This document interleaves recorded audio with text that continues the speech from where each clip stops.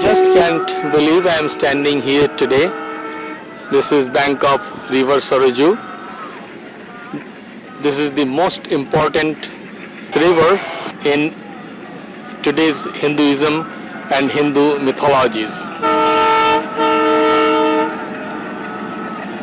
Even this river is more important than river Ganges, which is known to be the mother of all rivers.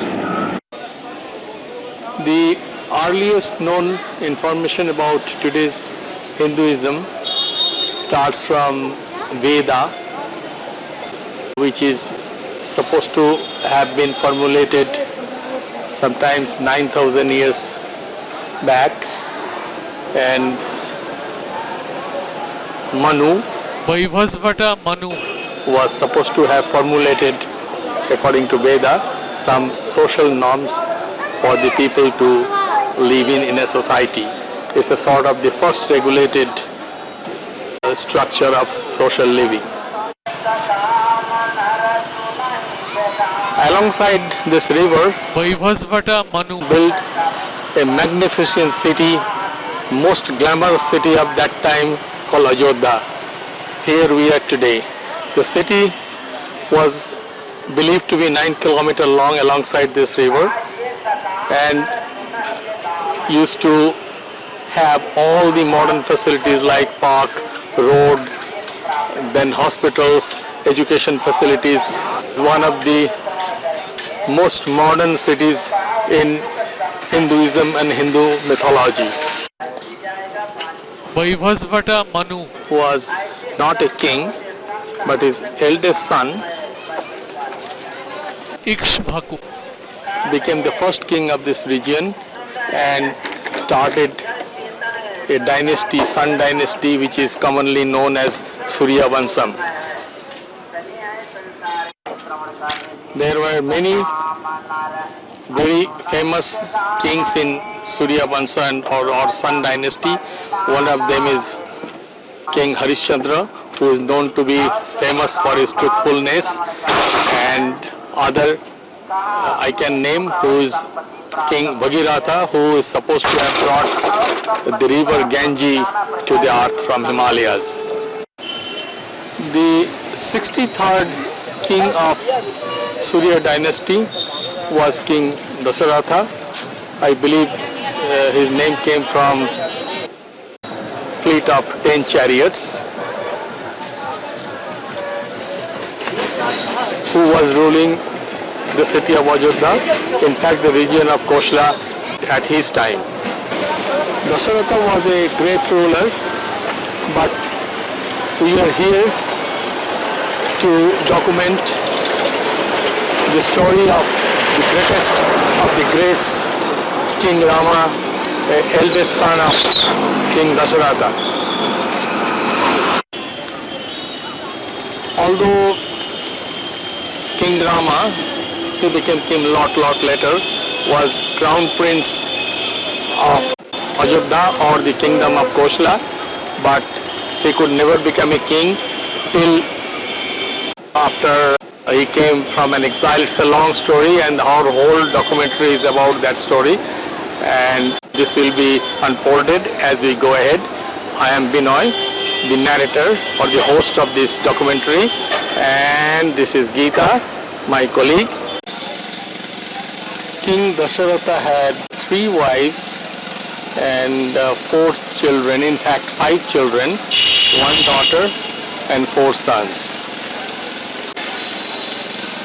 Kaushalya had the daughter and the eldest son Rama. The second wife Kaikeyi had important Ramayana character Bharata, and third wife Sumitra had a twin, Satrughna and Lakshman, who is also a very important character in the story.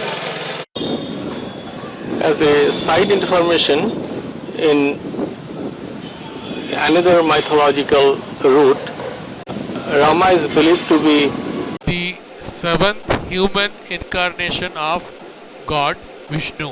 And in the whole line of Surya Vansha or Sun dynasty kings, Rama was the only reincarnated god rest were all human. In Hindu mythology, time is divided into something called yoga, which relates to the revolution of sun, not revolution of earth. About 3000 revolution makes one yuga. The whole time frame in Hindu mythology is divided into 4 yuga: Satya Yuga, Dwapar, Treta and Kali, and we are supposed to be in Kali at this point. Rama was believed to be born in Treta Yuga about 2.5 million Earth year. Very interesting that one side Veda says 9,000 years, and other side is 2.5 million year, but that is it. The backdrop of the last few sequences was the Vidya Kund. Kund means pond and Vidya means knowledge. This means this is the pond of knowledge. Here it is believed that Rama took his childhood education from a sage called Vashisht. We try to go to his ashram. Ashram means his cottage. King Dasharatha's guru was sage Vishwamitra, and when the children Ram, Lakshman, Bharat and Shatrughan were young, he asked Vishwamitra where he should educate them. He suggested a sage who was very prominent for educating children, especially the children of the kings, sage Vashisht. And here it was his cottage or ashram where the children Ram, Lakshman, Bharat, Shatrughan took the primary education and lived here a part of their childhood. These are the images of sage Vashisht and the 4 children of King Dasharatha, Ram, Lakshman, Bharat, Shatrughan, taking education. And this is right here, the education used to take place. What you saw in the last Kund, Vidya Kund, or the pond of knowledge, it used to be the place where the practicals used to take place. These are supposed to be the campus, although recreated, but gives a good impression. It is said that King Dasharatha was a bit hesitant to send the children outside the king's palace, but somehow agreed with the insistence of his guru, sage Vishwamitra, to send their children a part of their childhood time to get education here. And in fact, their education is a big story, which is not a part of our documentary. And you may read the Ramayana to get the whole story of the children education. This is the place where sage Vashisht used to do something called Bhavan in Indian language, praying for God in front of fire, called yoga in some of the terminologies. If you see in Indian weddings, some kind of fire-based rituals are taken place. So this is the place, although recreated, of sage Vashisht, place of fire homage. We are still on the prologue part of our documentary, and at this point let me explain the story structure of Ramayana. Ramayana is divided into 7 Kands. In fact, the story is structured around 7 Kands. Kand means series of events. The first Kand is Balkand, Rama's childhood events. Then next 5 Kands were his exile period, which is the main theme of Ramayana. And the last Uttarakhand is the old age of Rama. Our documentary is based on the exile period of Rama, and one by one we will get into that later. In prologue part, since we are in Ayodhya, we are covering the wedding of Rama, that is before the exile started, and after that our documentary would start. We are standing at Kanak Bhavan. This is a sort of reception building which Dasharatha's wife Kaikeyi built to receive Ram's wife Sita when they returned to Ayodhya from Mithila, where he got married, to receive her.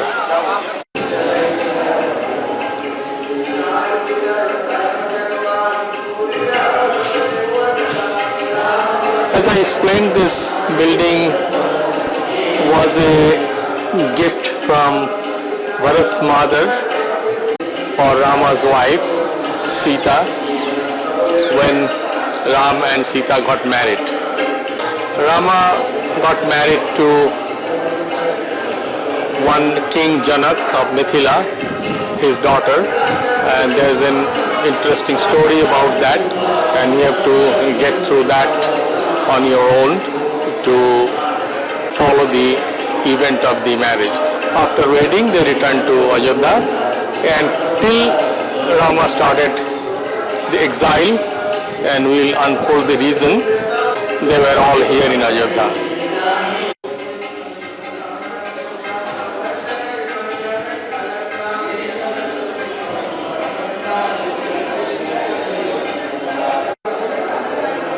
These days a temple is operated here with images of Rama and Sita, which is at this point closed, and the worship is taken place daily here in this hall.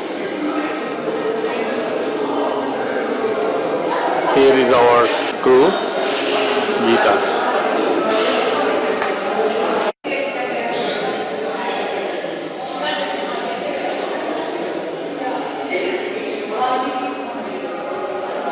This painting indicates Ram and Sita returning to Ayodhya, and the behind temple is to be the original Kanak Bhavan, where Sita was received by Rama's mother. In fact, Rama's mothers, Kaushalya, Kaikeyi and Sumitra. These are all devotees, and we will be visiting a couple more places before we start our documentary. This is our chariot today, and this is Divakar Pandey, our Satyaki. Satyaki was Arjun's chariot keeper, so he is our chariot keeper today, Divakar Pandey. This is Uttar Ghat at the bank of river Saraju. It is believed that Rama took Jal Samadhi at the end of his life. After he gave the kingdom to his brother Satrughna, he decided to leave this earth and dipped inside the water somewhere here and never came out. It is believed that from here he went to Vaikund. Vaikund means heaven, and crossed the river Baitarani. Baitarani is a river between life and death, and he went back to Vishnu from where he was reincarnated.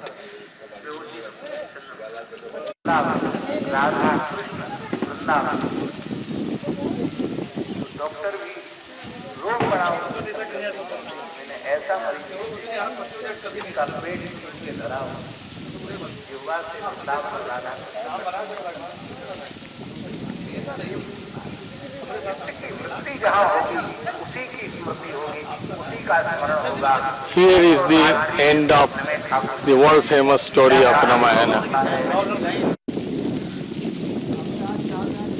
This is the last spot in Ayodhya, again by the bank of river Saraju.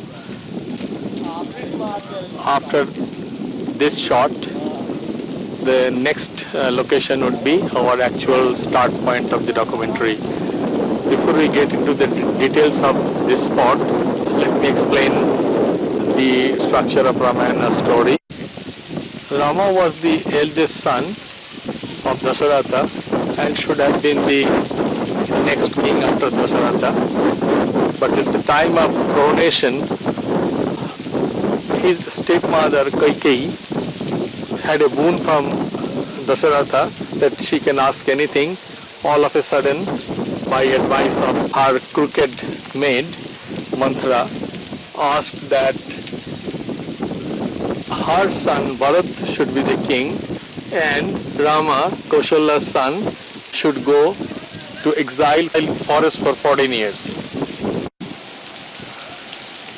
It was a shock for everyone, the king, the citizen of Ayodhya, but Rama was a very truthful person and decided to honor. Bharat was not in town at this time, and it was decided that Rama, Lakshmana and Sita will go in exile. We will come back to that later. This spot is called Lakshman Ghat. Ghat means a bathing point of a river where Lakshman, who is the second important character in the story of Ramayana, died here. It was here Lakshmana left the body and Lakshmana was cremated here. One theory of Ramayana believes that he broke a vow somewhere and as self-punishment he gave his life. This is a construction site where a new temple is being made to commemorate Rama's birth in Ayodhya. This is Ayodhya from where the exile started, and we are in this documentary covering the entire exile route of Rama, and we would be doing the first part of the exile, which is covered under Ayodha Kaand, the first Kaand after the Bal Kaand of Ramayana. There is a small museum here, and these are the photographs of different spots of Ram's exile, and these are the real location of the exile period route. We are hoping to cover all the photograph spots in coming years of our documentary shoot. यहाँ पर उनका दाह संस्कार हुआ। कर्मकांड के अनुसार दाह संस्कार के बाद उस स्थान को शुद्ध करके पिंडदान किया जाता है। ये तीनों पिंड में भी, ये वशिष्ठ जी का चरण चिन्ह है, उन्होंने पिंडदान करवाया है। पहली पंक्ति में भरत और शत्रुघ्न का पद चिन्ह है, उन्होंने पिंडदान किया है। 14 वर्ष के बाद जब वापस आए भगवान राम और लक्ष्मण, उन्होंने पिंडदान किया है, राम और लक्ष्मण का पद।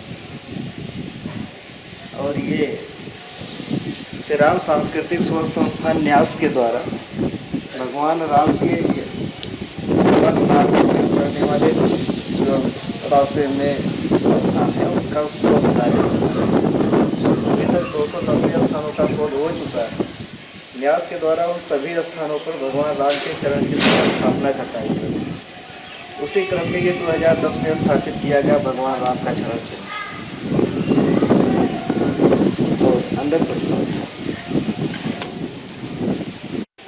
Before we proceed along with Rama on the exile, we decided to stop at the Samadhi of King Dasarath.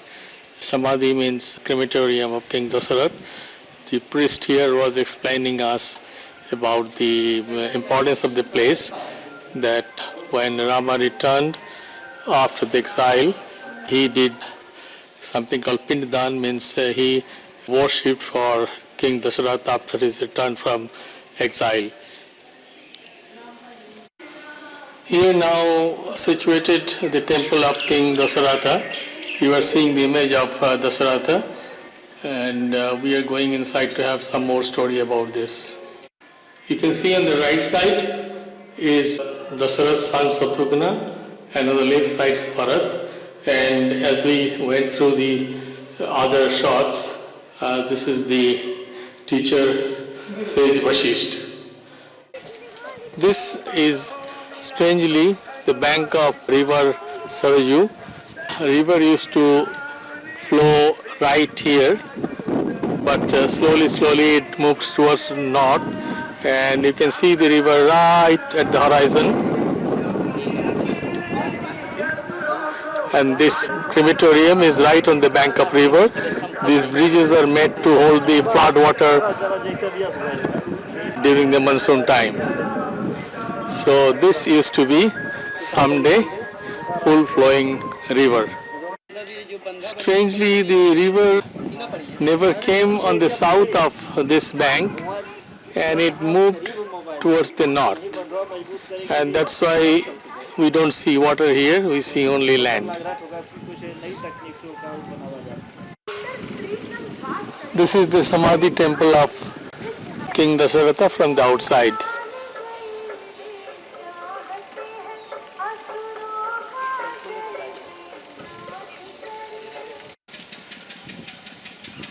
We got a new information from the priest that during every monsoon, the Saraju River water comes right up to here, and if you see the road on the right hand side and the road on the left hand side goes below the water. So water comes right here, but it never touches the crematorium temple.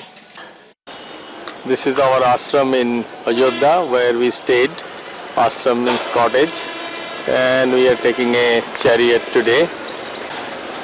Gita and I, like Rama and Sita, to the exile route. Only change is Lakshman is missing in this exile route of ours. We are on our chariot leaving Ayodhya. Strangely, there are too many chariots this time, unlike when Rama left.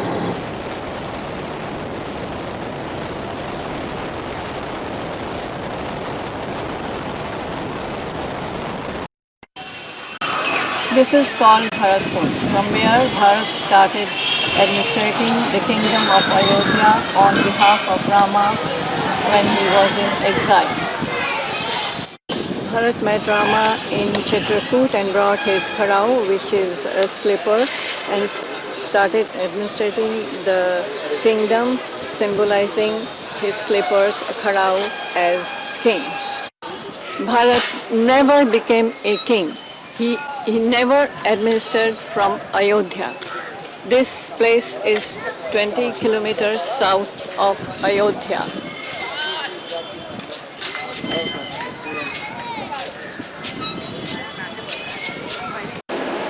This is Tamsa River, now almost dried up. This river is around 25 kilometers from Ayodhya towards south, and it is said that Rama, Lakshman, Sita and Rama's minister Sumanta came here and spent the first night at the north side bank of this river, and it is said that the citizens of Ayodhya followed the chariot with them and came up to here. The place became full with the citizens of Ayodhya, and Shri Rama decided to cross this river and go further south during the night. And according to the story, Ram, Sita, Lakshman and Minister Sumantra disguised themselves and in the midnight crossed this river and went south, which was their exile route. As you know, due to Himalayas orientation, most of the rivers in India flow east-west. And since Rama was moving towards south, he had to cross many rivers, and this is the first river he crossed.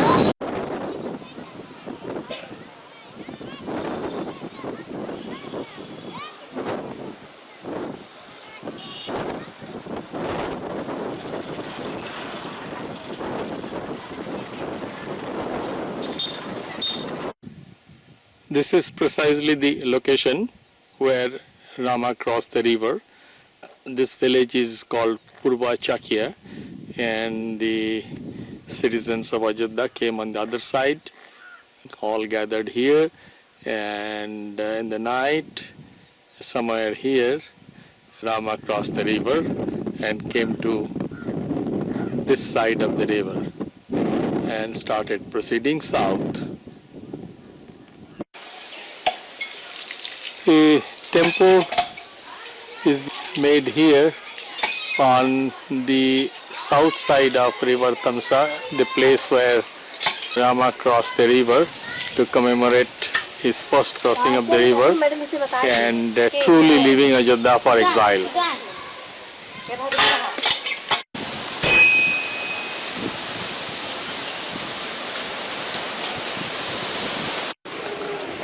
This is Vedasruti river, now completely dried up, and this river is mentioned in many Vedic literature. The current name is Bisui or Bisui.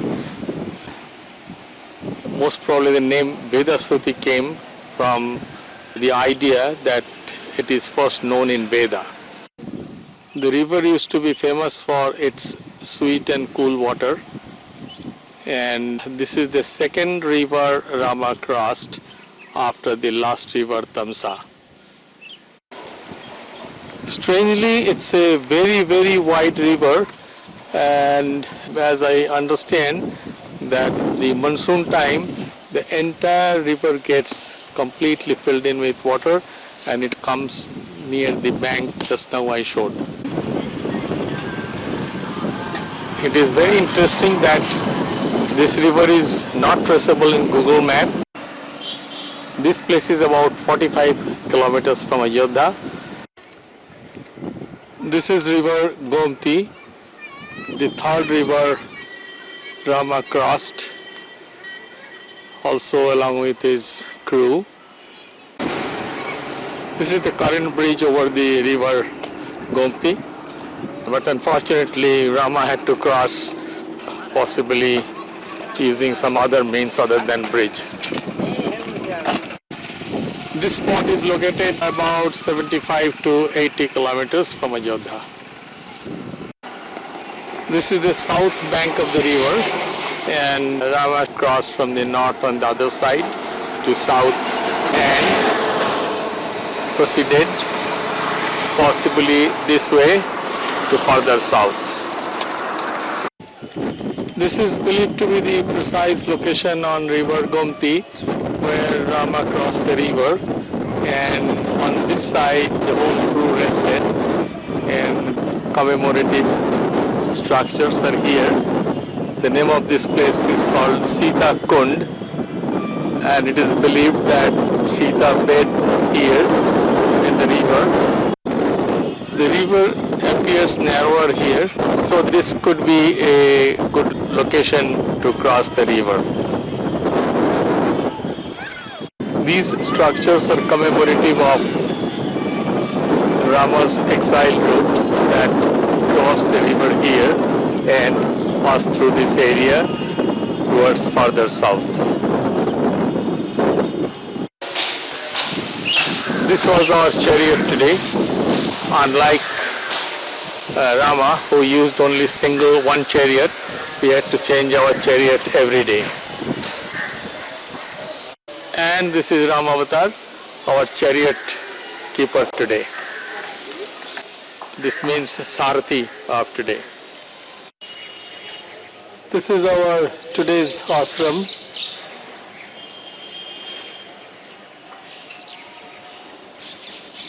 Imagine that this is one of the sage Balmiki Ashram where the travelers spend their night and eat healthy organic food.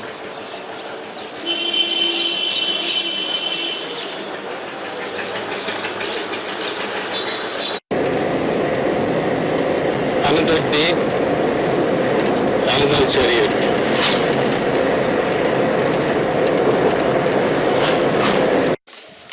This is Makrikund, means a pond in the name of Makri.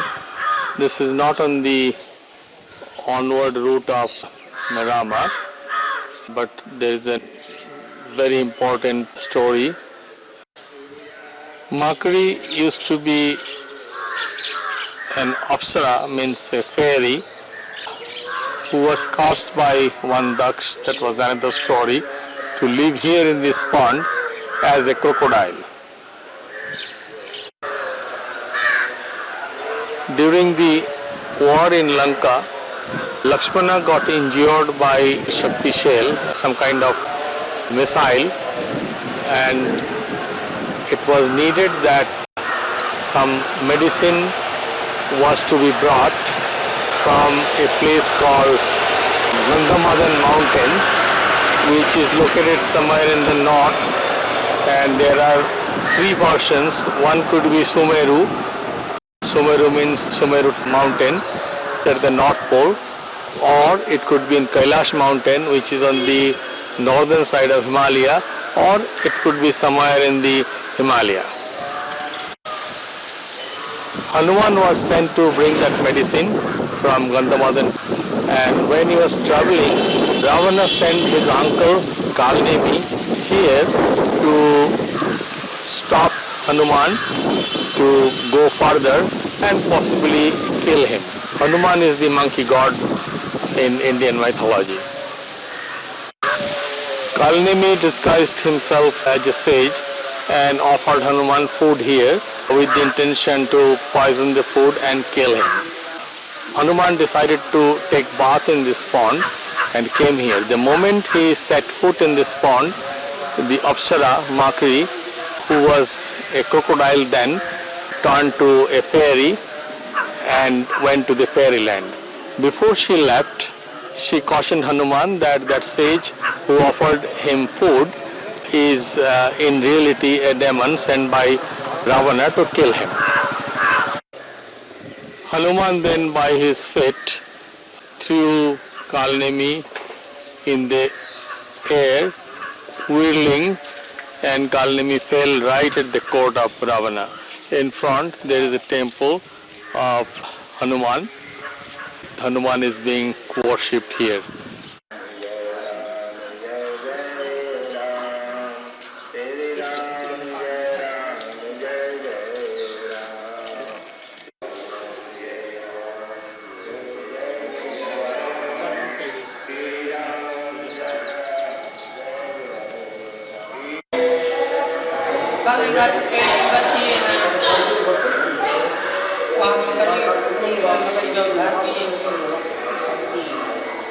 Makri was liberated. और ज़्यादा जानकारी लेना चाहिए तो वहाँ चले जाइए money बाबा जाते हैं उनके चेला वहाँ जाइए आपको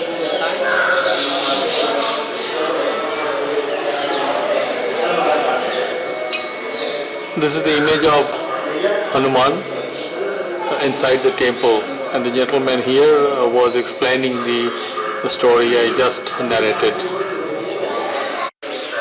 This place is located about 50 kilometers east of the place where Rama is supposed to have crossed Gomti.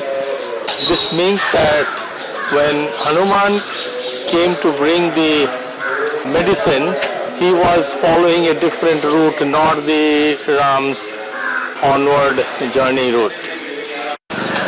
This also indicates that the mountain Gandhamadan was in the north somewhere behind Ayodhya.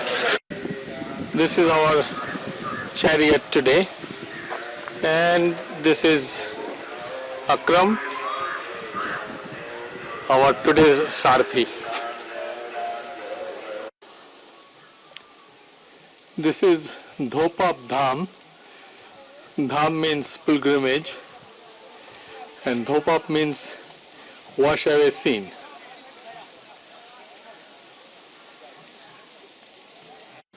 This is river Gomti again, and the story goes that when Rama returned to Ayodhya after the war and killing Ravana, his guru, sage Vashisht, advised him to take a dip here in this river at this spot to wash away the sin which he may have done by killing Ravana.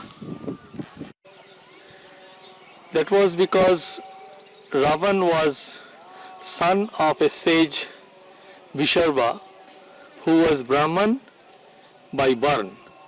I'll explain later what is Brahman and what is Barn.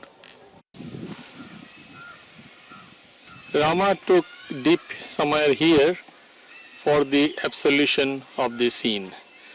I wanted to explain you about the Brahman and Barn. Brahman means a person who holds the mind of Lord Brahma. And burn, as explained in the Upanishad or Veda, is a sort of state of mindset, so which is very different from today's caste and Brahmin. Here a temple is maintained of Rama and Sita, and the image ahead.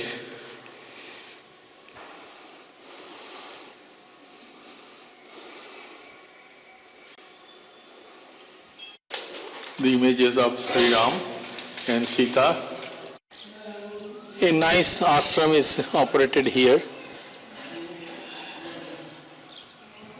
There was no good connecting roads, and we really had hard time locating this place and reaching here.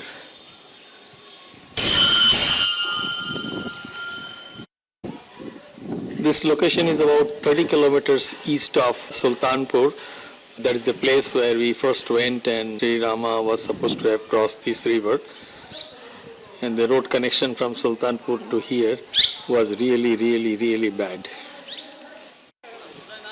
It is interesting to note that Ravana was Brahman by birth, but demon by act.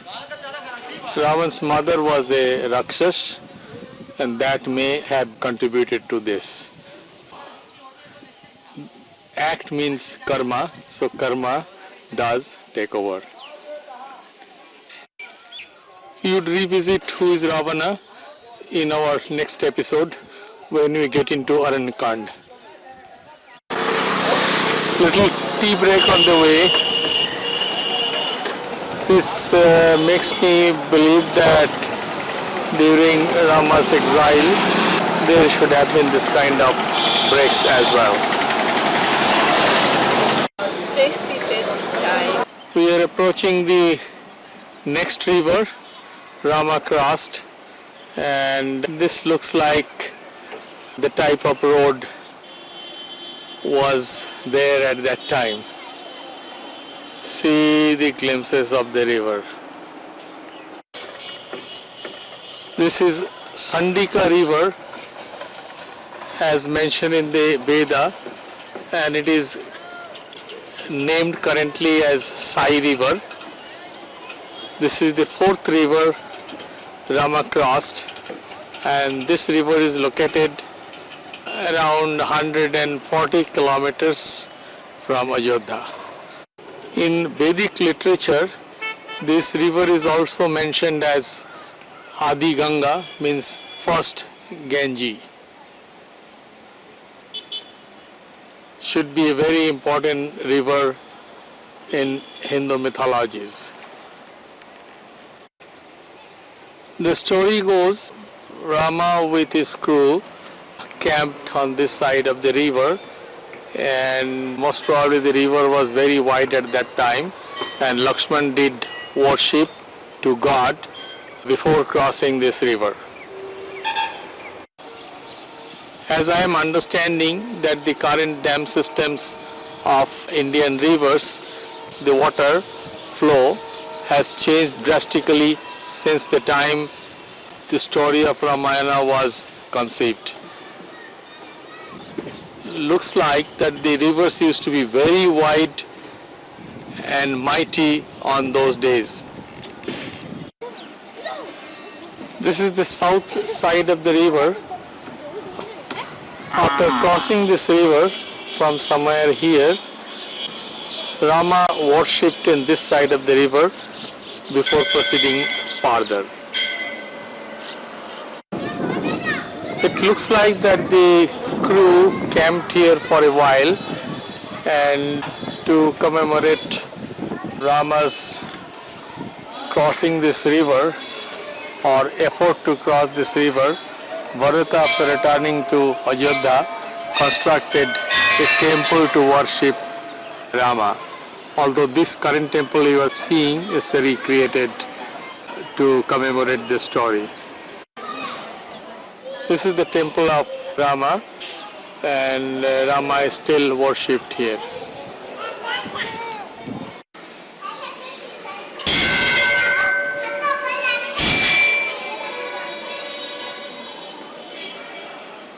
These are the images of Rama, Lakshman and Sita inside the temple.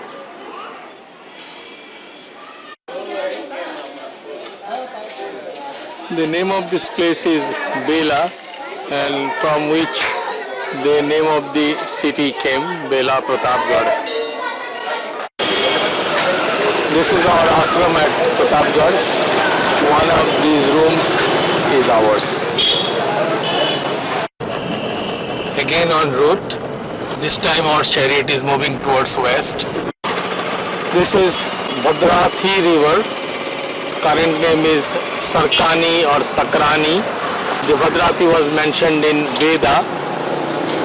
This is the fifth river Rama crossed with his crew. The river is now completely dried up, but as I explained before, the dam system, possibly this river used to be full with water. This river is about 10 kilometers west of the last spot when Rama crossed Sai River, and this river flows north to south instead of earlier I mentioned east and west. Possibly due to some reason, Rama and his crew changed the travel from south to west from the last point. So we are moving further west to see how far they went west. When full with water, it may not have been easy to cross this river. See the huge span, especially carrying a chariot on board boat or something. This river is also not traceable in Google Map or any Indian map system. Only place this river is indicated is Vedic literature, and we are very, very lucky to identify this river and come here. This is the south bank of Sai River. This place is located about 35 kilometers from where Rama and his crew crossed this river. So they traveled west along the bank of this river to this point, and there is a village, Siyarahiya, which is now constructed to a pilgrimage site, and it is believed that Rama and his crew camped here for a while, and most probably they were looking for a place to camp before proceeding or before deciding next where to go. Madam Geeta and Madam Kamlesh ahead. Madam Kamlesh is taking us to the next spot we are going. That spot is a very important spot in our documentary. This is a very rare kareel tree. Kind of tree is not found here, and it is believed that Rama actually camped here. This is the precise location, and stayed here for some time. It's a very beautiful place to camp before deciding proceeding to where. Incidentally, this tree is mentioned in Tulsidas version of Ramayana, which was written a lot later than Balmiki, and it was in proper written form, and script was Devanagari.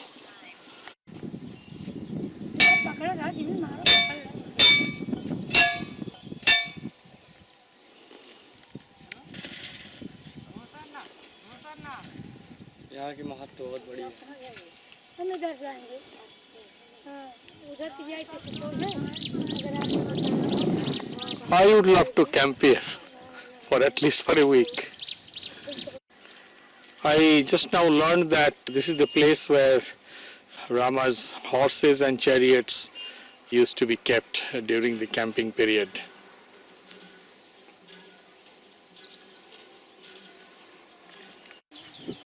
यहाँ का महत्व ये है कि यहाँ पे बहुत बड़ा यज्ञ हुआ था, और इसमें इस पेड़ में पत्ते नहीं होते, और इस पेड़ में 4 कलर के फूल खिलते हैं। और वो पेड़ का महत्व तो ये जो दिख रहा है ना, ये सामने ये 2 घोड़े हैं, रथ है रथ, और ये रथ है। तो राम जी पधारे थे वहाँ से, तो यहाँ पे विश्राम किए थे। His name was Rakesh and he was explaining me the story I just now narrated. Here I came to know that Rama's chariot had 2 horses and possibly this kind of road. Currently there is a Ram Sita temple here, and Rama and Sita are worshipped here.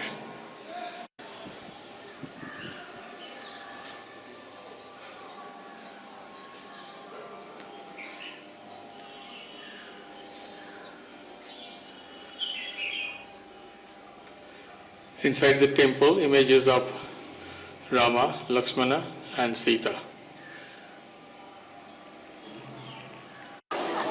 This is our chariot today, and this is Rajendra Jadhav, our Sarthi, today's Sarthi. From the last camp, Rama appeared to have started proceeding towards south, parallel to his original southern route, but this time about 30-35 kilometers off from the original route. This is Bakulahi River. In the Ramayana it is named Balkuni River, and this is the 6th river Rama crossed. This place is about 180 or 190 kilometers from Ayodhya, and I believe that this river also should have been huge at the time he crossed. As we learn from research, from this point, that is after crossing this river, Rama and his crew proceeded towards southeast from this location. This is again an east-west flowing river. The last river he crossed was the only north-south flowing river.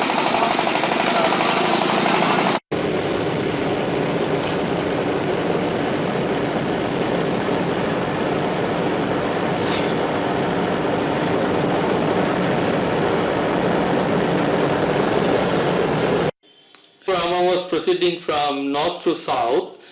He came south, he crossed this Sandika river here. Then instead of going further south, he started moving west, and he proceeded either following the river bank or without, somewhere here, and camped. After the camp is over, he decided to proceed south again and came further south and crossed the Balkuni river here. After crossing Balkuni river, the crew decided to move to east again, back to the original route. After proceeding east or a little bit southeast, about 35 kilometers, Rama arrived here. This place used to be an ashram of one Rishi Shringi, sage Shringi, and they camped here in his ashram, planning for what to do next. This place is located at the bank of river Ganga, which is the river Ganges, and here they rested with their chariot to decide to proceed further with the chariot or not because of the mightiness of the river Ganges. It is said that here on the grass they assembled, and Rama finally decided to send the chariot and Sumantra and other crew back, and that was because Sumantra was needed in Ayodhya, and also because possibly it was not possible to cross the river Ganges with the chariot. It is also said that it was here Rama looked back towards Ayodhya for the last time.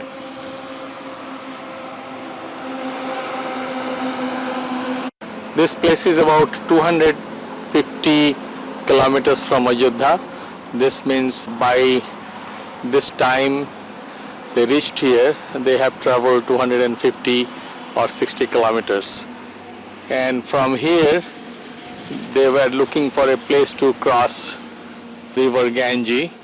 And there's a big story about this river crossing, and we'd go there next. This is the current commemorative structure of Rishi Shringi, Sage Shringi, and the event. In front there is a statue which is supposed to be of Sage Shringi.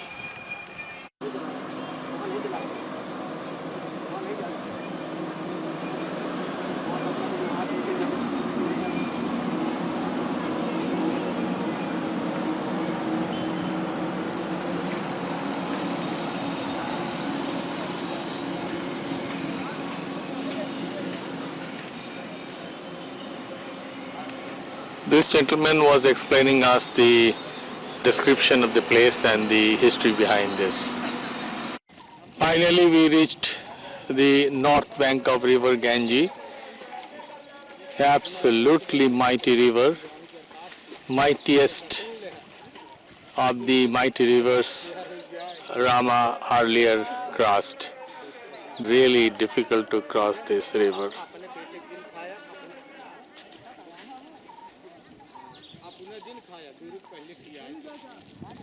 Unbelievable.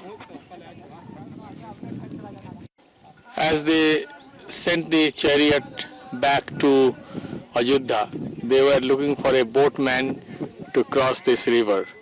And it was here they found the boatman Kevat. After finding the boatman Kevat, he requested Kevat to cross Rama, Lakshman and Sita to the other side of the river. But the boatman asked Rama that he should first wash his feet. That was because he knew that when Rama once touched Ahalya's stone, that was another story, she became human. So there was a belief that Rama's feet can do miracle. Rama asked why.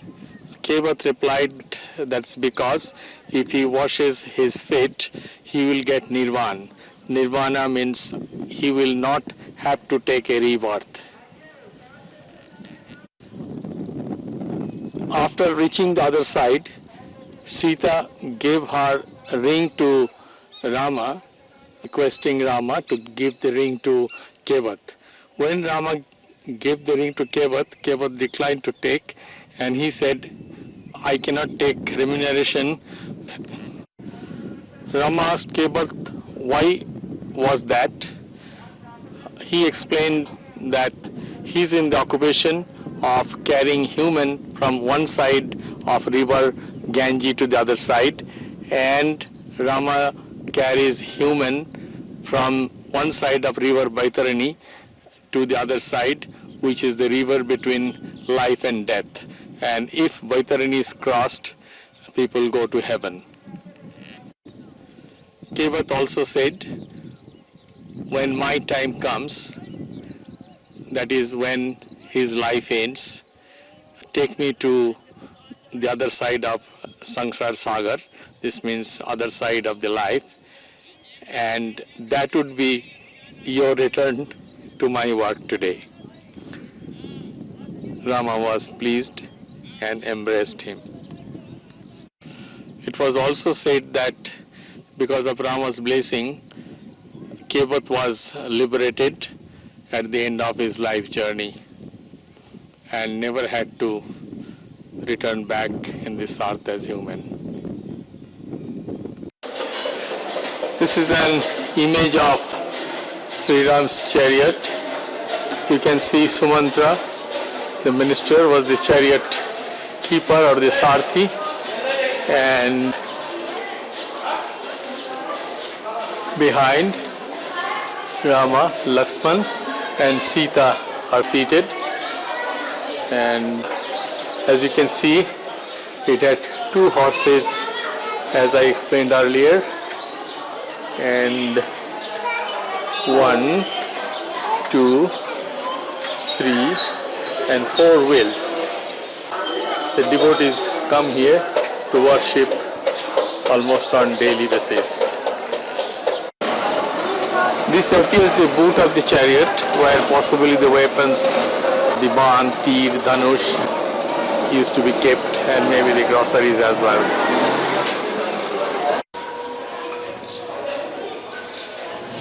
Ram, Lakshman and Sita. Today is the first day of very famous festival Ram Navami to celebrate the birth of Shri Rama, and they will explain the exact reason the celebration is made. हम लोग रामनवमी इसलिए मनाते हैं कि हमारे हिंदू धर्म में जो है भगवान श्री राम जी का जन्म हुआ था। हम लोग हिंदू धर्म के जात के होने के कारण उनको 9 दिन रखते हैं। 9 दिन के कारण हो जाता है, पूजा पाठ हो जाता है। This is supposed to be the exact spot where Rama, Lakshman, Sita spent the night before crossing the river, and they crossed the river.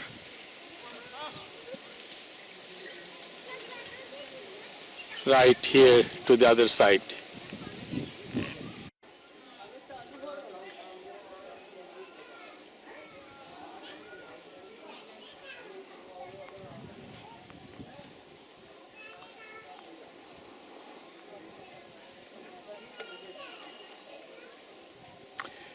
Here is a commemorative temple today, where there is footprint of Rama and images of Rama, Lakshman and Sita worshipped here. Inside this temple there are footprints of Rama, Lakshmana and Sita. Ram, Sita, Lakshman. He was explaining which footprint is whose. This is the place where the images of Ram, Lakshman and Sita is there. We have come in a time that they are supposed to be sleeping, and that's why door is locked and we cannot disturb them at this point. I believe with this we will be getting his blessing to proceed further. At this location there used to be Sage Bharadwaj Ashram or cottage. After crossing the river, Rama, Lakshman, Sita walking came here and rested for the night. Since from this point they were on foot without the chariot, and some kind of law was formulated by Rama that Sita would collect the food and water, Rama would decide where to go, how to go, and Lakshman would be responsible for the safety and security. This place is about 30 or 35 kilometers from the place where Rama, Sita and Lakshman crossed the river, and they had to come here walking on foot. This particular temple is constructed in commemoration of Sage Bharadwaj, who is believed to be here at the time when Ram, Sita and Lakshman arrived and greeted them. This is the image of Rishi Bharadwaj.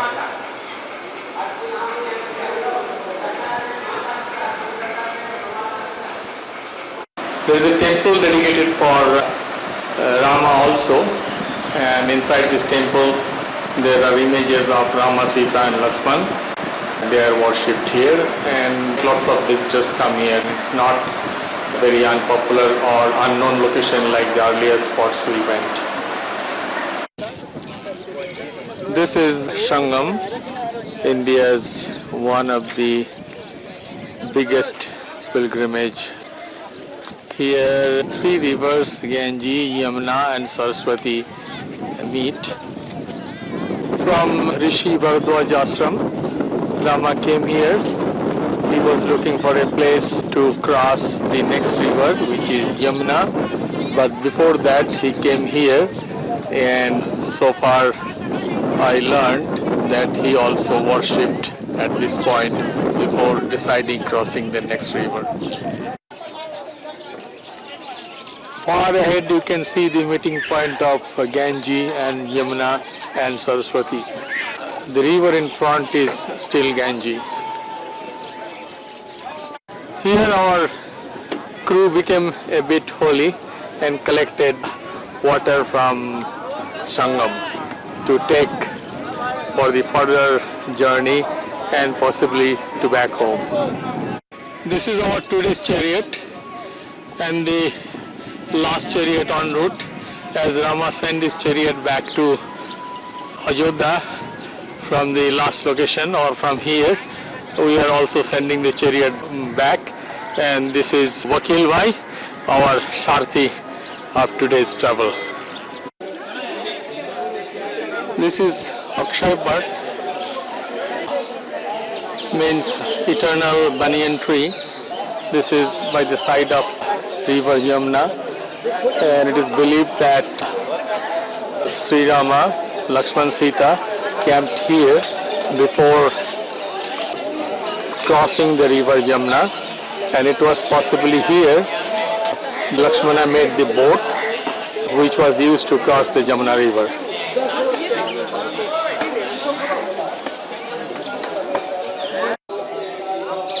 When they camped here and preparing for crossing the next river, Sita used to cook here according to the regulatory requirements set up at the Bharadwaj Ashram. In fact, according to the legend, Sita for the first time cooked at Bharadwaj Ashram, and she had never possibly cooked earlier in Ayodhya or Mithila, where she was born and raised.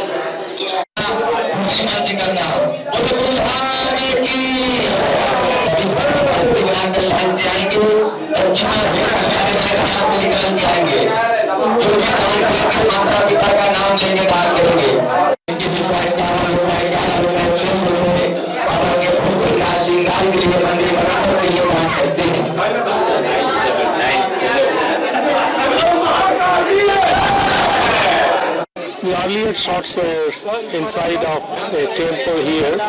Patalpuri means the temple below earth, very near to the Akshay Bhat or eternal banyan tree.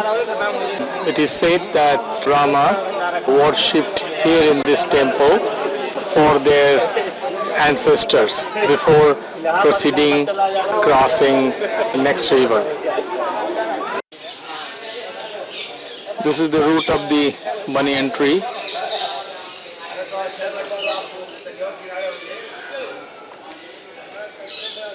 Wonderful place to camp. There is a temple here also of Akshay Bhat commemorating the event I just narrated. This is located inside a fort which was built by King Akbar, and this part of this fort is open for the tourists at this time.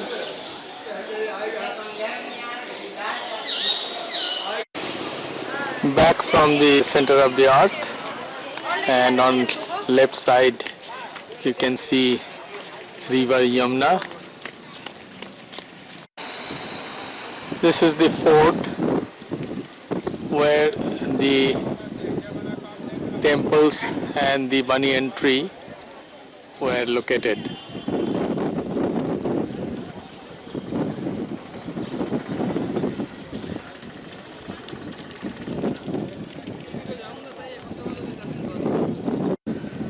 This is river Jamuna, and now we are trying to locate the spot or the ghat where Ram, Lakshman and Sita are supposed to have crossed the river. This is the north side of Jamuna, and this location is very close to the Akshay Bhat or the banyan tree where the boat was prepared, and possibly this is the place where they crossed the river.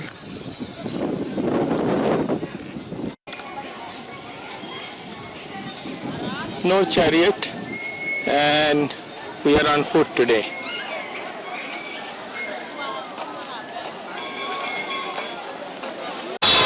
Sharvang Ashram in Allahabad. This is map of Allahabad. That is the north side of river Ganges. Here they crossed the river using the boat of Kebat, as I explained. Then after crossing the river, they came towards Rishi Bharadwaj Ashram, where they camped and started proceeding further. Down here near the Akshay-Vat, where Lakshmana made the boat to cross Jamuna river, and it was here they crossed the river Jamuna.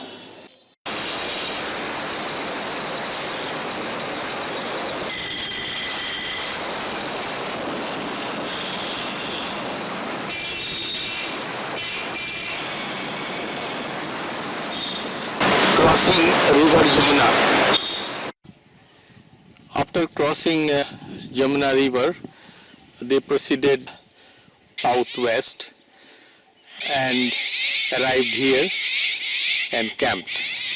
This place is about 20 kilometers from the place they crossed the river.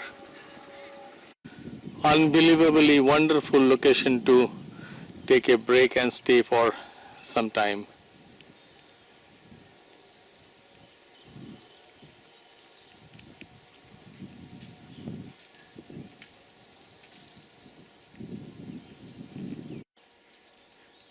This is the cave they used to live.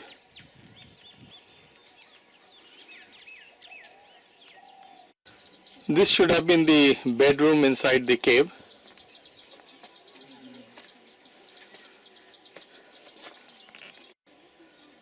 This is inside the bedroom.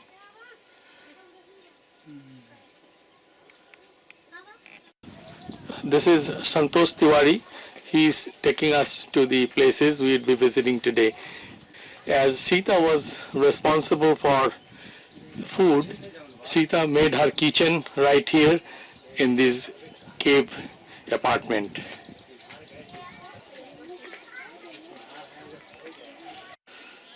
This cave is named as Sita Rasui, means Sita's kitchen. Nice place to cook food. This is the rooftop of the cave apartment, and it could be used as a terrace or a dining place after Sita cooked food.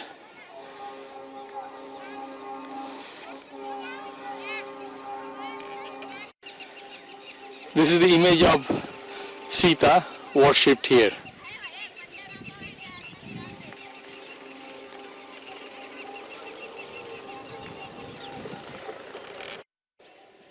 It's an archaeological site now.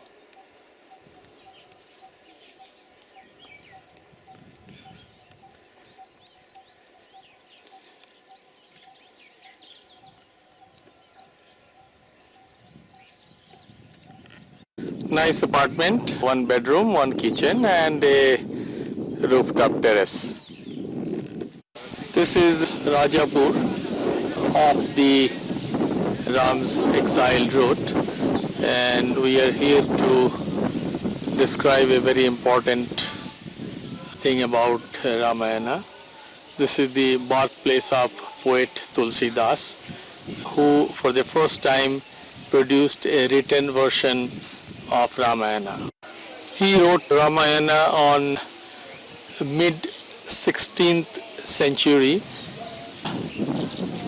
He took Balmiki Ramayana, which was oral folklore, and wrote it in Awadhi language using Devanagari script. He wrote Ramayana on dried banyan leaf, and 2 copies were produced at that time. This is a commemorative temple of poet Tulsidas, and a piece of original manuscript he wrote is preserved here. Inside this temple, Ram, Sita and Lakshman are worshipped. नाम है श्री तुलसीश्वर महादेव। ये दोनों प्रतिमाएं कृत्रिम नहीं है, किसी कलाकार द्वारा निर्मित नहीं है। He was explaining that this particular spot used to be the ancestor home of poet Tulsidas, and his father built it. It was something called earthen cottage, and later on, of course, it is made to a commemorative temple for the tourists. This is an image of poet Tulsidas writing Ramayana. 1554 विषय कारिंदी कीर्ति श्रावण शुक्ला सप्तमी तुलसी धर 1554 में श्रावण शुक्ला सप्तमी को तुलसीदास जी महाराज जी यमुना के किनारे पैदा हुए थे। रामचरित मानस लिखने की तिथि बाबा ने मानस में डाली है। संवत 1631 कर्म कथा हरिपद धरि सीसा नवमी सोमवार मधुमासा अवधि चल सब, लेकिन पानी में पड़े रहने से ऊपर नीचे विषय कांड गल गए, सिर्फ अयोध्या कांड मात्र बन गया। इसकी चारों तरफ से उन्होंने नए कागज की बोझ लगवा दिया। तब से उसी तरह से एक कांड है। कानपुर के रामशंकर वही वालों ने 1980 में इसमें लेमिनेशन कराना चाहा, लेमिनेशन खराब होता है, कवर लगाया। This is the original manuscript of Ramcharitmanas. The first Kand is available here, and I heard there is some of the portion of this manuscript is available in many other museums. ये जो छपा हुआ cover लगा है, ये कानपुर वालों का है 1980 का, ये भारत सरकार का है, पुरातत्व विभाग का। इसमें लिपिका वही परिवर्तन है।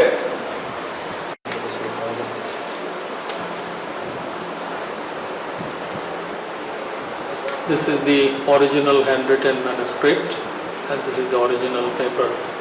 They were preserved by the government of India, and as I said, one of the Kand is here. Just unbelievable. In last 250 years, all these letters used in the original manuscript, they are no more used, and they have changed, and the earlier shot was of the changed letter from this manuscript letter. Bhuvan charidas bhudhar bhari sukrita megha barakhahi sukhvari. It was here the original manuscript was kept, and the gentleman was explaining the history of the manuscript, how it was written, and how the preservation system came later on. It is very interesting to note that poet Tulsidas started writing the Ramcharitmanas, or his version of Ramayana, from Ayodhya, and he traveled exactly following the route we are traveling, and writing the every episode or every part of the story, and where this location is indicated in the story. And it is more interesting that he started writing Ramayana at the age of 76. So creation does not have any age barrier. This is Balmiki Ashram, Lalapur, about 100 kilometers from the last spot where we showed Sita Rasui. Ram, Sita and Lakshman camped on the side of Jamuna after the crossing. From there, they came here at Balmiki Ashram. It is said that Rishi Balmiki was present at this time when they arrived here, and Rama, Lakshman, Sita could meet him personally. They traveled west from the last location, and since most rivers in this region flow east-west, They don't have to cross any further river since the last river crossing of Jamna. By the time they reached here, they have traveled around 350 kilometers from Ayodhya. It was here Rishi Balmiki advised Rama to go to Chitrakoot and spend time there. This is river Mandakini in Chitrakoot, as advised by sage Balmiki. They came here and lived about 1.5 years, as the legend goes. From last Balmiki Ashram, we are back on the exile route. As I mentioned earlier, poet Tulsidas used to travel from location to location to write the story. So for this part of the story, he used to live in Chitrakoot here, and this is Ram Ghat. It is said that poet Tulsidas used to take bath here and right at the bank of this river, this part of the Ramayana. Up to Chitrakoot, Ram, Lakshman and Sita traveled about 400 kilometers, out of which about 50% is on chariot and 50% walking. I did some kind of rough calculation of time. It looks like by this time they reached here, it took about 6 months. And if you calculate from the point of the speed of the chariot and walking speed, it could be 2 months to come up to Shringi Ashram in Allahabad and 4 months on foot to come here. No more chariot on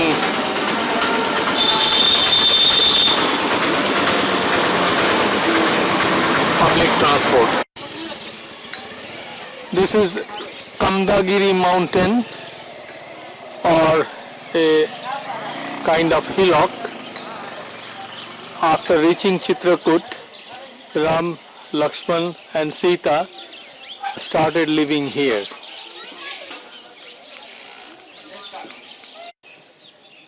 Here in this hillock, many sages, holy men or rishis made their ashram. These ashrams were not cottage where people can live. These ashrams were something like abodes. In the abodes, the holy men primarily used to meditate, and Shri Rama also made his abode here.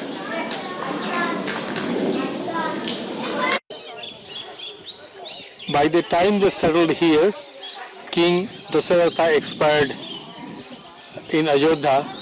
Bharat returned to Ayodhya and learnt about all these happened. He was very, very upset and started a journey looking for Rama to convince him to return to Ayodhya. Bharat started from Ayodhya with Rishi sage Jabali so that he can convince Rama to return to Ayodhya. And they found Rama camping here. It was here Bharata met Rama and gave the news of his father's demise. It should have been a very, very emotional moment. Sage Jabali requested Rama to return to Ayodhya and take over the kingdom so that people can live in peace. Rama bowed to the sage but declined to return. He said he wants to understand himself what is there in kingdom that one of his mother craved for it, and what is there in forest his another mother feared for. It was here Bharata took Rama's khadam or khadau which is Chappal, to take back to Ayodhya and to administer the kingdom of Kosla in the name of Rama, keeping the sleeper as the symbolic version of King Rama. This is an image of Bharat taking the sleeper of Rama to take back to Ayodhya. This is supposed to be the footprint of Rama on Kamdagiri mountain rock. I don't think it was artificially made, and it's claimed that this is the original rock where the footprint exists. This is one more.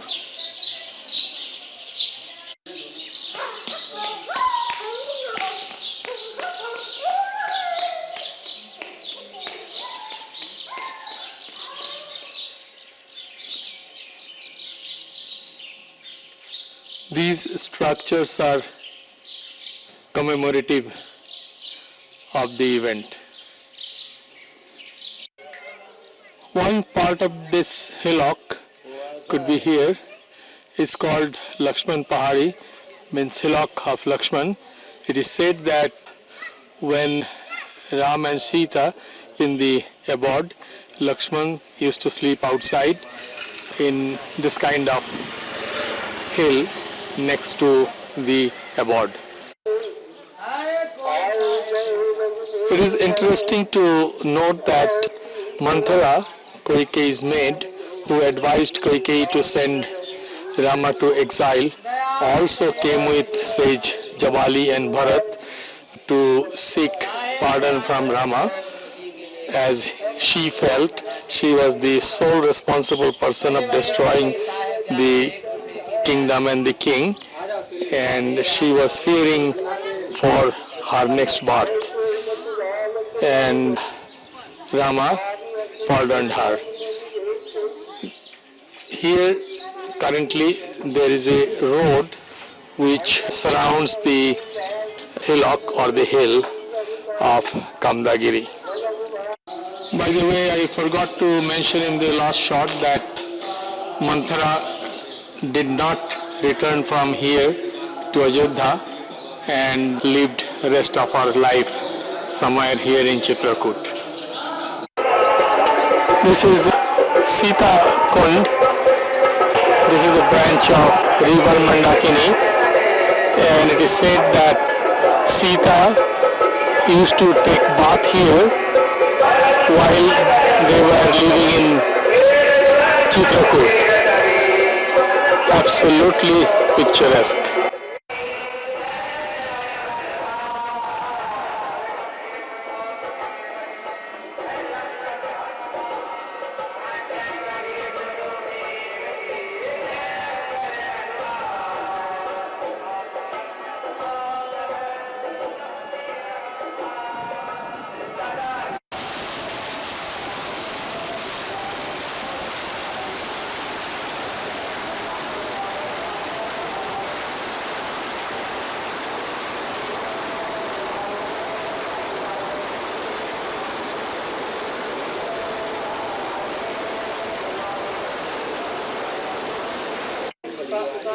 This place is called Sphatik Shila, and it is believed that Rama saw Chitrakoot's beauty for the first time here. That is when they arrived Chitrakoot. They first arrived here and they liked the place to make a place of residence for some time. It is mentioned in one of the versions of Ramayana that when Ram, Sita and Lakshman initially stayed here for a few days, the son of god Indra, Jayant, took the form of a crow and attacked Sita, and no reason was mentioned why.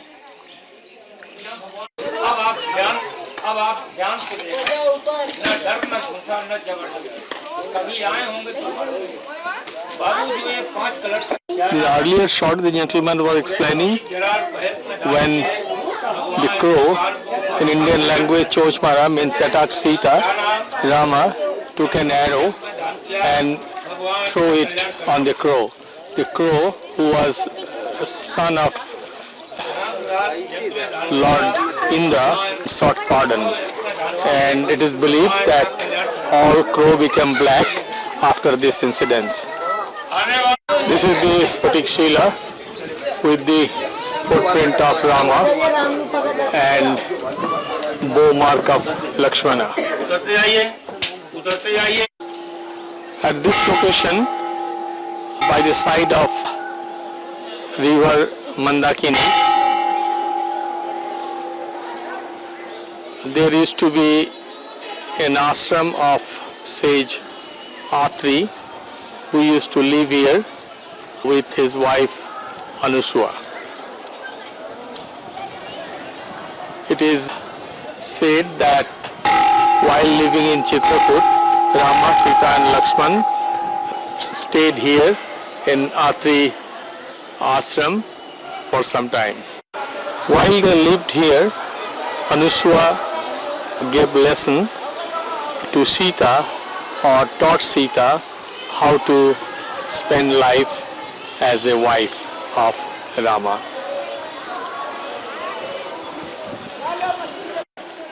This place is the origin of river Mandakini. You can see water coming out below the stone here.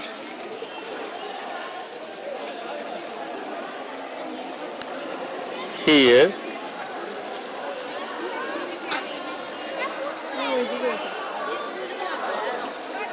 There. And many other spots. It is believed that sage Atri and his wife Anusua did meditation here, and it is due to the meditation of Anusua, river Mandakini emerged here. Now here is a commemorative temple of sage Atri and his wife Anusua. Unfortunately, photography was not allowed inside the temple. Here up is the hill beneath which river Mandakini was emerging. It is interesting to note that Rama, Lakshman and Sita always lived in different places in the west bank of this river Mandakini, and they never had to cross the river.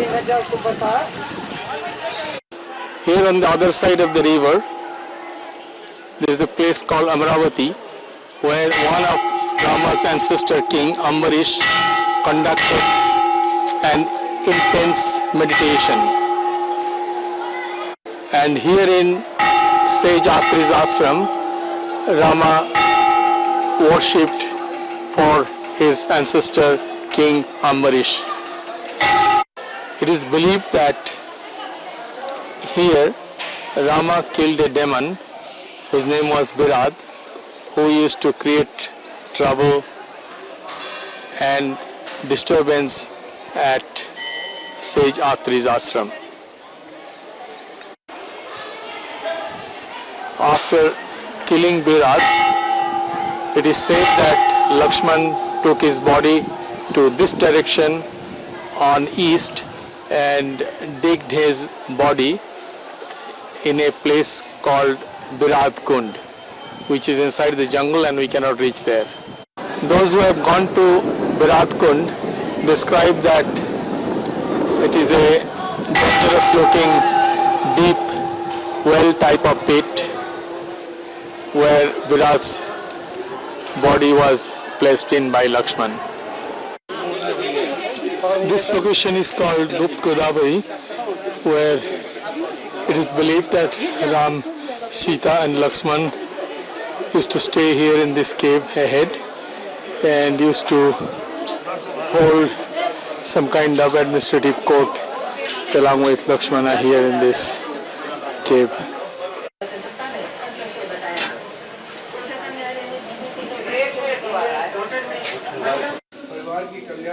Images of Ram, Sita and Lakshman inside the cave. Absolutely wonderful place to live for a while. This is the water of river Godavari, and the water is coming from inside. It's called Godavari, and it is believed that because of Rama's arrival here, the Godavari emerged here from the ground.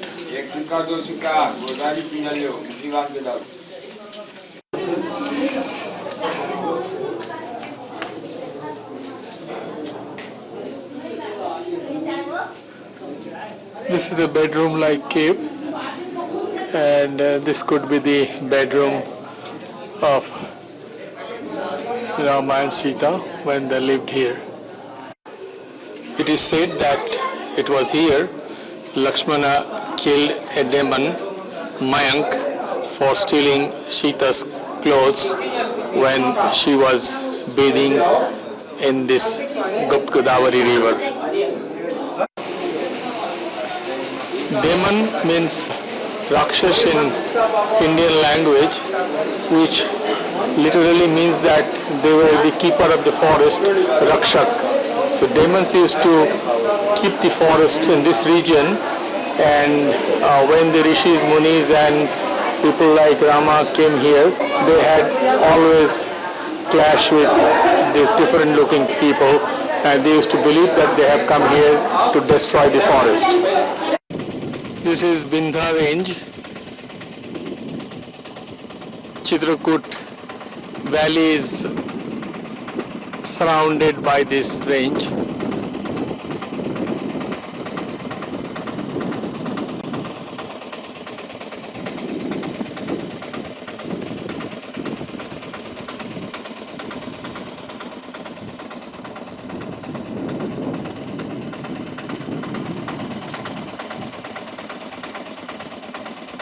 And here it was Rama's living place for 1.5 years. This is Bharat Koop, well in the name of Bharat. This is not a part of Rama's onward exile journey. It is believed that after returning to Ayodhya from here, taking the sleepers of Rama, he collected waters of all rivers in India, returned here, and at the advice of sage Atri, whose ashram we went earlier, poured all the water here in this well. This deep well was made by Bharat, and it is believed that the water of this well can cure many diseases.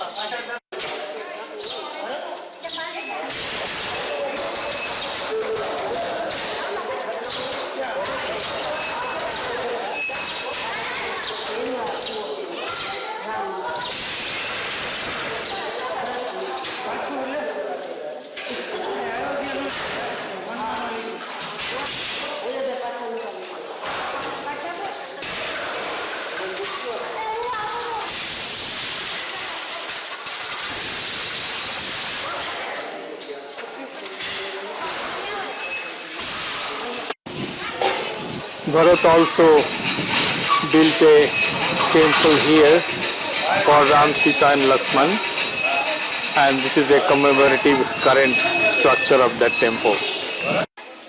Inside there are images of Ram, Lakshman and Sita being worshipped here.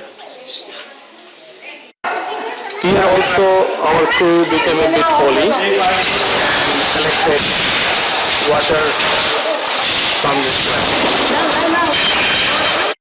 Bhai ho to aisa. Unfortunately, there is no English equivalent of this. This is another place where Ram, Lakshman and Sita appear to have stayed for some time when they were in Chitrakoot. Name of this place is Ramsaya, means where Rama slept. It is said that Rama and Sita slept at this stone top. The story goes that when Rama and Sita used to sleep, Lakshmana used to be awake because he was responsible for security and safety. It was here a god of sleep came to Lakshmana and asked him to sleep because he was going against the nature. He said he cannot because he has to secure Rama and Sita.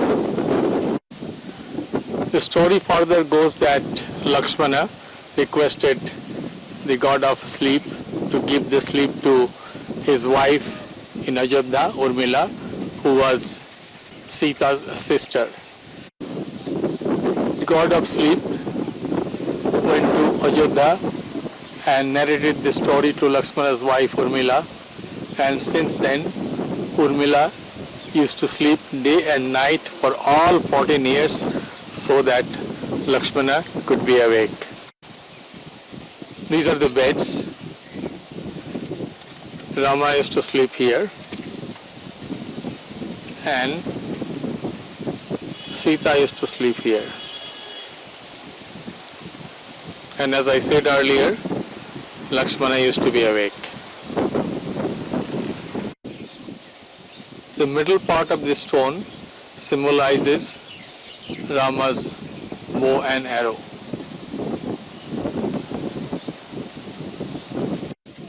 After 1.5 years of stay in Chitrakoot, Rama decided to leave this place. That was because people of Ayodhya came to know where Rama is and started frequenting here. That was not only causing disturbance to the isolation of Rama during the exile, also causing disturbance to the holy men who had their abodes here in Chitrakoot. By the time they left Chitrakoot, they spent over 2 years of exile. This was our ashram in Chitrakoot, and as Rama left Chitrakoot, we are also leaving Chitrakoot.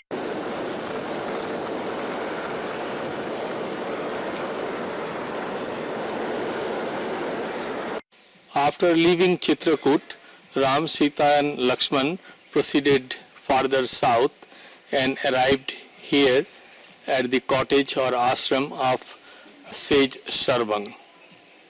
This place is located about 50 kilometers from Chitrakoot and about 450 kilometers from Ayodhya.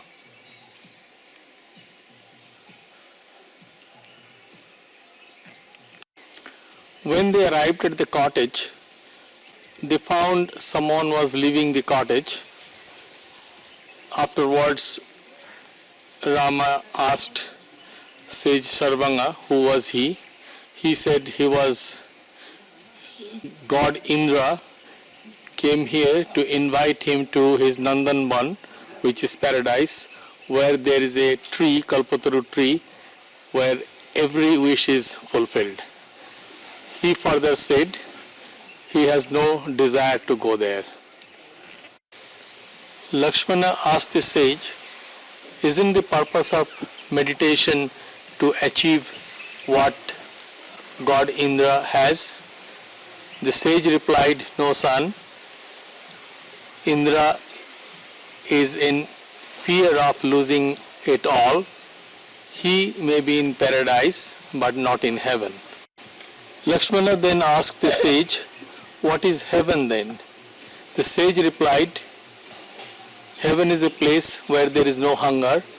It is like Kailash, where Shiv, Durga and her children live, and there is no fear of the tiger of goddess Durga eating the bull of Shiva or the peacock of Kartik eating the rat of Ganesha.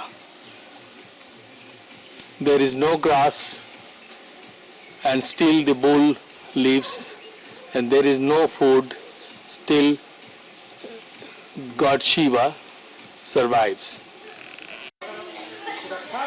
Rama expressed that maybe in this 14 years of exile we get the strength to outgrow hunger.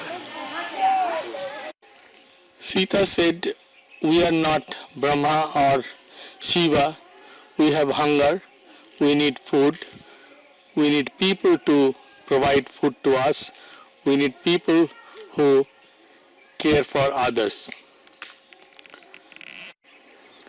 Rama said, that's why we need rule in the society, otherwise everyone would be like Indra.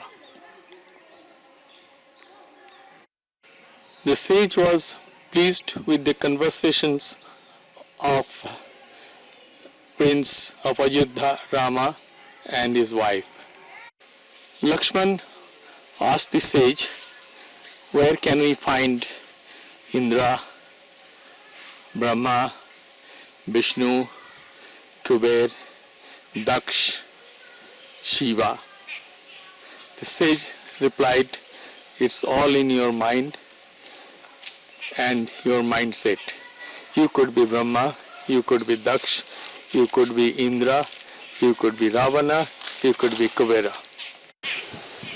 It is said that sage Sarbhanga, after meeting Rama here or having darshan of Rama here, darshan means sight, he flamed himself with his power to attain salvation.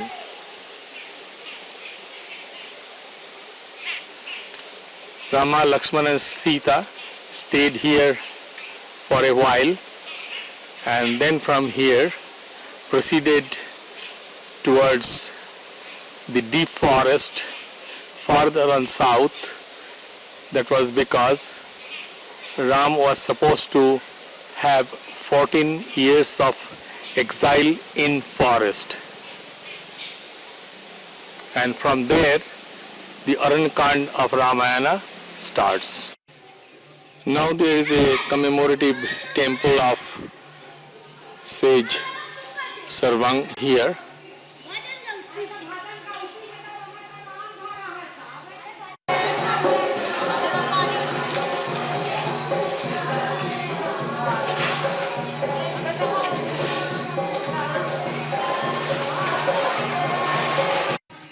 Here we end our first episode, which covers the Ayodha Kaand of Ramayana, and we would meet you again soon with the events and locations of Ayodha Kaand, which is the most thrilling and exciting events of Ramayana.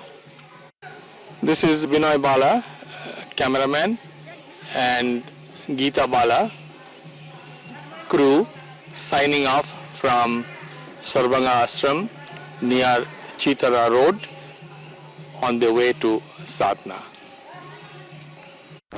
To recap the travel of Ayodha Kaand, Shri Ram, Lakshman and Sita started travel from Ayodhya in Uttar Pradesh. From Ayodhya they came to Sultanpur and crossed Tamsa River. Then they proceeded farther to reach Pratapgarh and crossed Sandika River. Then they started proceeding west and camped in Siyarahiya village. From there they proceeded south and after crossing Balmiki River, southeast to reach Allahabad, where they crossed Ganga and Jamuna. Thereafter they came to Chitrakoot, where they lived for 1.5 years. From our travel experience and the story, we have enough reason to believe that at the time the first Ramayana folklore was known, there were good road network to travel on foot from a sage's ashram to ashram, that is cottage to cottage, as well as to travel with a chariot. We also believe that there were possibly local people to help with necessities during the journey, as most probably the people already knew that the Prince of Ayodhya is in exile.